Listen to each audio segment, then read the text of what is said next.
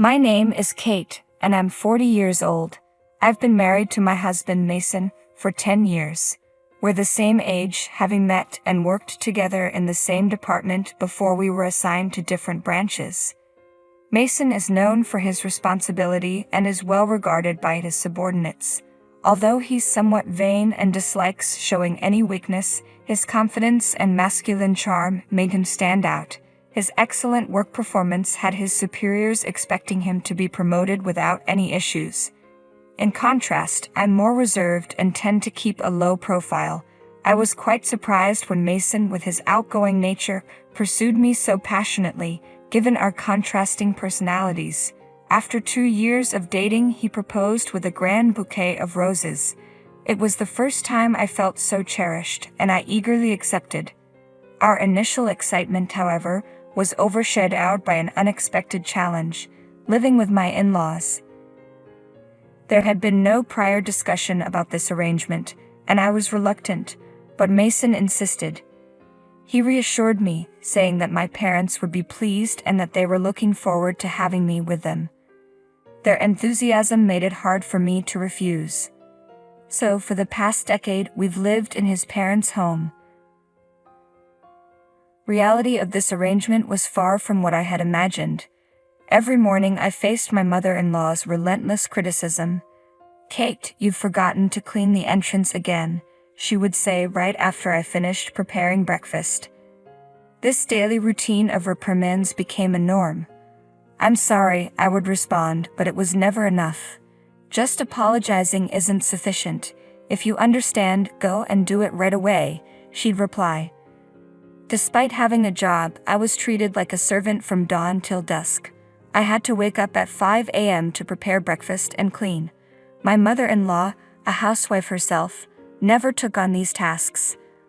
I would rush through my chores, head to work, come home, and start dinner immediately. By bedtime, I was so exhausted I could barely stay awake.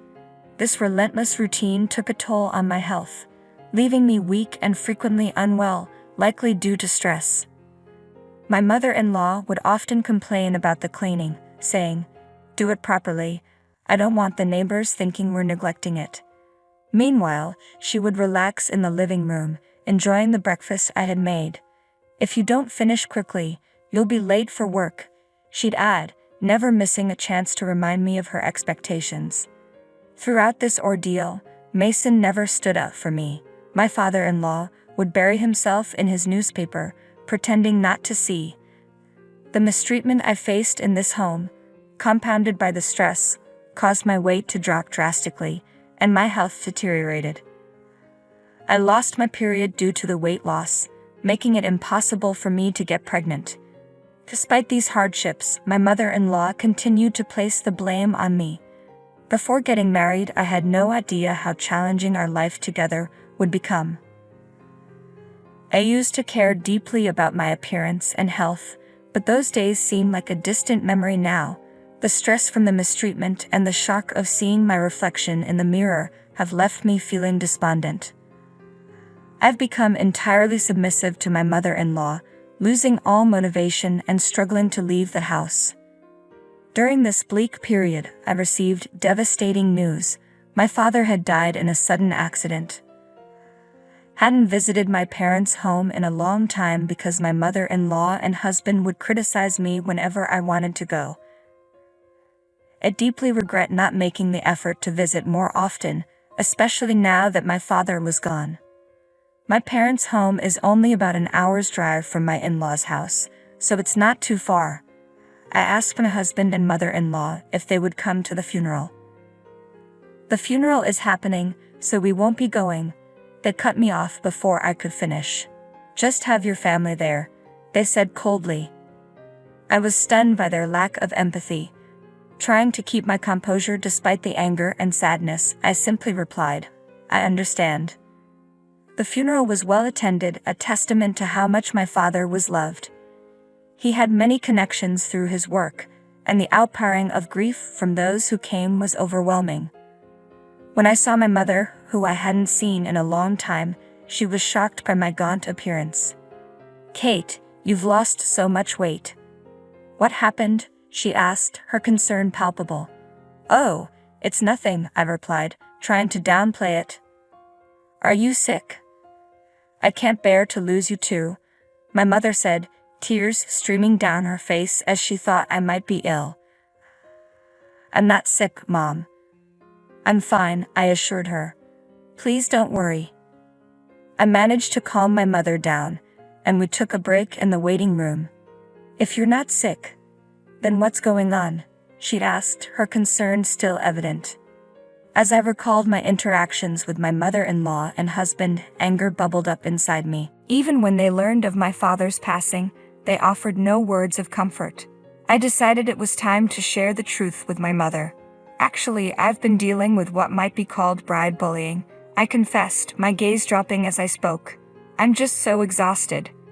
My mother's expression turned even more worried. "I'm relieved you're not ill, but I can't rest easy knowing this is why you haven't been visiting more often." I nodded in response. My mother then handed me a piece of paper. "Read this and think carefully about what you want to do next," she said. The paper was my father's will, meticulously prepared in case something happened. It detailed the inheritance I was to receive, which amounted to $790,000. "That's the inheritance you're entitled to," my mother explained. "You can decide how to use it." I was taken aback by the substantial amount, but a glimmer of hope began to emerge. With this inheritance, I could finally move out of my in-laws' home and start anew. The prospect of building a new house and leaving behind the oppressive environment filled me with renewed optimism. Returning to my in-laws' house, I went about my usual housework. On days when I had plans, the mess seemed to multiply as there was no one else to help clean. As I silently worked, my thoughts kept drifting back to the $790,000 inheritance and the potential it held for a fresh start. Despite my deep resentment toward my mother-in-law, I still wanted to be with my husband. I decided it was time to be honest about the inheritance and propose that we move out of my in-laws' home. "One thing I need to talk to you about," I began after my in-laws had gone to bed and we were alone. "It's about my dad. It turns out I'm going to inherit his estate." "Oh, really?" Mason asked, intrigued. "How much?" $790,000, I replied. His reaction was one of sheer disbelief, his eyes widening as he processed the figure. "What, are you serious?" he asked, clearly taken aback. "Yes, $790,000, I confirmed. When Mason fully grasped the amount, he seemed thrilled. "Wow, he left that much for you. That's incredibly generous." Seeing him in such a positive mood, I decided it was the right time to discuss my proposal. "So, about what to do with the money?" But before I could finish, he interrupted with something utterly shocking. "We need to transfer that money to my mom's bank account right away." I was stunned, unable to process his words. It sounded so absurd I initially thought he was joking. "Wait, why? I inherited it, so that doesn't seem right," I said with a laugh, trying to make sense of his request. Mason's face grew serious, and he slammed his hand on the table. "What kind of nonsense are you talking about? A wife's money belongs to her mother-in-law." His words were so outlandish that I wondered if he even realized how ridiculous he sounded. As I looked into his serious eyes, fear began to creep in. "I'm sorry," I said, feeling a chill. "I don't quite understand what you're saying," I said, feeling overwhelmed. All I wanted was to discuss the possibility of building a house for us. Instead, Mason was trying to claim my inheritance as his mother's property. That night, I was so shocked I couldn't sleep. The next morning, as I prepared breakfast, Mason and my mother-in-law confronted me with angry expressions. "So, Kate," my mother-in-law began, "I heard you inherited $790,000, but said you wouldn't give it to me. What are you thinking?" Clearly, Mason had already informed her about the inheritance. "It's my inheritance," I said. "I don't see why it should go to you." "Stop arguing and transfer the money to my mom's account right now," Mason demanded. "A wife's money is family money, right?" It was evident they were determined to seize the inheritance by any means. No matter how much I resisted, they only blamed me. Realizing that further resistance was futile, I fell silent. Mason then handed me a piece of paper. You're getting carried away just because you've come into some money. What's with the attitude? I'm the one supporting you. If you don't change your mind, it's divorce. The paper was a divorce form, and Mason had already filled out his part. Take this and go back to your parents' house. If you apologize properly, I might reconsider the divorce, he added coldly. Holding the completed divorce form, I felt a wave of memories wash over me. I had never been supported in this house. I contributed equally to living expenses and handled all the housework, yet I was always looked down upon. In the end, they even tried to take my father's money. If I stayed, I might give in to their demands and hand over the inheritance. But this money was a gift from my father, and it felt like an opportunity to assert control over my future. With the filled-out divorce form in hand, I realized I now had the power to make decisions for myself and decide what was next. I resolved firmly in my heart that I would never give up my father's inheritance and made a decisive plan. That evening, after work, I returned to my parents' house. I'm home, I called out as I entered. Welcome back, sweetie, my mother greeted me with a warm smile. I had a feeling you'd be coming home soon. Her gentle demeanor and the comforting aroma of home-cooked dishes greeted me. I felt utterly worn out from everything I'd been through. As I took a bite of the warm meal, tears welled up in my eyes, moved by the simple, genuine comfort of it. Did you tell Mason about the inheritance? My mother asked. Yes, and that's when things got complicated, I replied, sharing everything that had transpired with my husband and mother-in-law. My mother was visibly shocked by their reaction. The inheritance is yours, and it's up to you to decide how you want to live your life from now on, she said, gently wrapping her arm around my shoulders as tears continued to stream down my face. After spending a week at my mother's house, I felt ready to face the situation head-on. Well, I'm going now, I said as I prepared to leave. Take care, my mother replied, her concern evident. I was no longer afraid to return to my in-laws' house. With a renewed mindset, I headed back, determined to stand my ground. Finally back, my husband and mother-in-law greeted me, arms crossed. Have you reflected on your actions? Yes, I'm sorry, I said, my voice steady. Please let me stay in this house. I offered an apology that felt hollow and insincere. My mother-in-law's smirk widened as she responded, then hurry up and hand over the inheritance. Actually, the inheritance procedures are taking longer than expected, I said. It's still not finalized. It's a complicated process, and it will probably take another 6 months or more. It takes that long? She asked, seemingly indifferent. Well, that's fine, she replied as if satisfied that I would eventually comply. They seemed content, believing I would obediently hand over the inheritance when the time came. Meanwhile, they continued to berate me about the state of their home after my week away. The house is a mess because you didn't fulfill your duties as a wife. Clean it up quickly, they demanded. The house was indeed in disarray after just a week, and it was surprisingly filthy. It was almost impressive how quickly it had deteriorated. I used to be devastated by such conditions, but now things had changed. I no longer cared about enduring my mother-in-law's bullying or being pressured into exhausting housework. I completed the housework as instructed by my mother-in-law.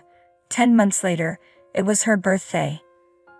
Well, we're heading out now, she said with a hint of satisfaction. Make sure the house stays clean while we're gone. As usual, she was going on a trip for her birthday, and of course, she never invited me. By the way, have you received the inheritance yet? She asked. It's supposed to arrive today, I replied. Well, that's perfect. That $790,000 is a present for my mom. Make sure to transfer it to her account before we get back. I knew the inheritance wouldn't conveniently arrive on her birthday, and my husband could see through my lie. I didn't respond, only smiled and said, Take care and have a safe trip. Once they were out of sight, I began putting my plan into action.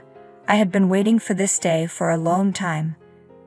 They would surely be surprised when they returned, but it was no longer my concern. I quickly packed my belongings and left my in-laws' house. This is amazing, I thought as I moved into my new home. I had used my father's inheritance to build a beautiful house, and I was thrilled to be living here. I had invited my mother to live with me, and I was genuinely happy to be free from the constant meddling and demands of my in-laws. I sank into the soft sofa, feeling a deep sense of contentment. Today was a celebration of our new home. With my mother, we had hired a chef and enjoyed a luxurious day together. The next evening, my phone rang. It was my husband. "Hey, what's going on?" he asked, confusion evident in his voice. He was puzzled as to why all my belongings were gone when they returned home. "I won't be coming back, so goodbye," I said firmly.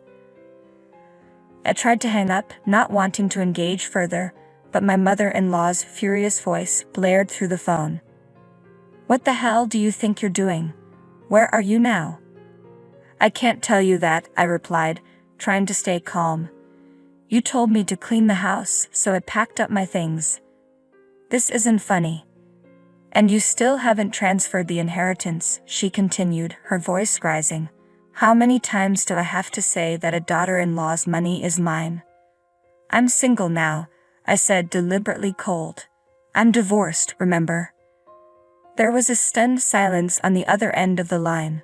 I could almost picture her speechless, her anger momentarily silenced. "Well, I'm actually divorced," I continued. "I've submitted the divorce papers Mason gave me. We're strangers now. Goodbye." With that, I hung up the phone. The thought of my mother-in-law's shocked reaction made me burst into laughter. I felt a tremendous weight lift off my shoulders now that I was completely free from their influence. In the following days, my ex-husband called me repeatedly. Whenever I had the chance, I would answer the phone just to let his abusive comments wash over me. I recorded every call from start to finish. I decided to take the recordings to the police. Harassment from an ex-spouse isn't uncommon, and they would issue a warning before things got worse. Fortunately, the police acted swiftly and went to my former in-law's house to issue a warning. For my image-conscious ex-in-laws, having the police show up was a significant blow. To make matters worse, one of my ex-husband's subordinates, who lived nearby, witnessed the police visit. Given my ex's prominence at his company, the news spread quickly, and his discontented colleagues began embellishing the story, spreading negative rumors about him. Eventually, the gossip reached my own department. "I heard the police came," someone mentioned casually. "Yeah, I'm divorced now," I said, raising my voice slightly so the gossip-loving employees could hear. The bullying from my mother-in-law and my ex's abusive words were just too much. The story quickly spread, reaching even my ex-husband's boss, who later confronted him about the growing number of bad rumors circulating. "What's this I hear about you?" his boss asked, clearly aware of the situation. "Have no patience for men who can't cherish their wives." Given the damaging rumors swirling around, our reputation had taken a hit, so I decided it was time for a major change. The transfer order I arranged for my ex-husband was severe. It sent him to a branch office notorious for its poor performance. The area was so isolated it was almost like a landlocked island, completely devoid of entertainment or amenities. The message was clear. The transfer meant the end of any future opportunities for advancement. Everything he had worked for would now be in ruins. He had no choice but to accept the transfer and relocate to the remote countryside. As for my ex-mother-in-law, she was devastated by the collapse of her son's reputation and the upheaval of their lives. She withdrew from society completely and eventually fell into a deep depression. Her condition deteriorated further, showing signs of dementia and causing disturbances at home. My ex-father-in-law did his best to care for his ailing wife, even though she was no longer related to me. It was a testament to the enduring bonds of family, despite the circumstances. The consequences of their ongoing harassment had come full circle, and I felt a sense of justice seeing them face the repercussions. Now my mother and I are thriving in our new home. We've even taken up gardening in our spacious yard, a hobby that has brought a new joy to our lives.